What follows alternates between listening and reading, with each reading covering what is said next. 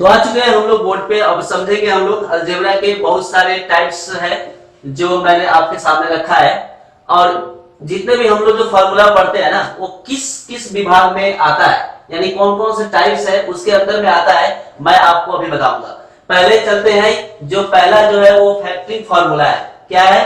Factoring formula, जिसको गुणनखंड सूत्र भी बोला जाता है। अगर कोई ए स्क्वायर माइनस बी स्क्वायर बराबर ए माइनस बी, ए प्लस बी हम लिखते हैं, तो इस वाले पार्ट को जब हम इस रूप में बदलते हैं तो इस तरह के जो फॉर्मूला आपको मिलेंगे उसको हम लोग बोलते हैं फैक्टरिंग फॉर्मूला, जो गुणनखंड सूत्र के अंदर आता है। अगर कोई ए प्लस बी का होल स्क्वायर लिखता है, A square plus A two A B plus B square, तो इस तरह के जितने फॉर्मूले आते हैं उसे हम लोग बोलते हैं प्रोडक्ट फॉर्मूला, यानी उत्पादन सूत्र। अगर पावर के अंदर में जो फॉर्मूला आता है, जैसे मान लीजिए हमने ऐसे लिखा, तो इसे हम लोग पता है कि अगर मल्टीप्लाई है तो हम इसे ऐसे लिखते हैं। अगर इस तरह के जो फॉर्मूले आते हैं वो आते हैं हमारे पावर्स में, जिसको हम लोग बोलते हैं घात।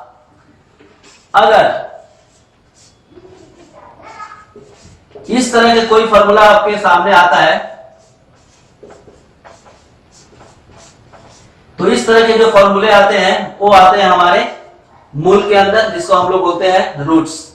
लॉगरिथम में आता है लॉग टाइप फॉर्मूला आता है। अगर इस तरह से लिखा हुआ हो उसको हम लोग बोलते हैं लघु गुणन, यानी लॉगरिथम्स। इक्वेशन में क्या होता है कि हम ऐसे लिखते हैं, इस तरह से लिखें या इस तरह से लिखें, ये हमारा आता है समीकरण। समीकरण में भी बहुत टाइप्स आते हैं, अलग अलग। जब हम लोग पढ़ते हुए जब इस पे पहुंचेंगे तो मैं आपको बताऊंगा कि समीकरण में भी कितने टाइप्स होते हैं। अब पढ़ेंगे इन क्वालिटीज में, असमानताओं में। अगर इस तरह से लिखा हो, देन अगर इस तरह से वर्ड लिखा हो तो हम उसे बोलेंगे इनक्वालिटीज, यानी असमानता।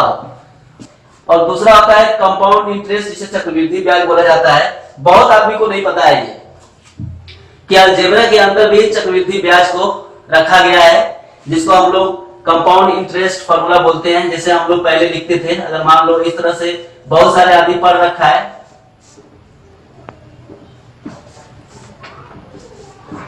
इस तरह के जो पढ़ते हैं हम लोग, उसे हम लोग कंपाउंड इंटरेस्ट फॉर्मूला है। ये वाले भी फॉर्मूला जो आता है वो आता है अलजेब्रा के अंदर में। यानी आप इस वीडियो में बने रहिएगा, और आगे तक आपको हम जब टॉपिक बाय टॉपिक पढ़ाएंगे तो आपका 6th क्लास से लेकर 12th क्लास तक सारे थ्योरम जो है वो क्लियर हो जाएगा।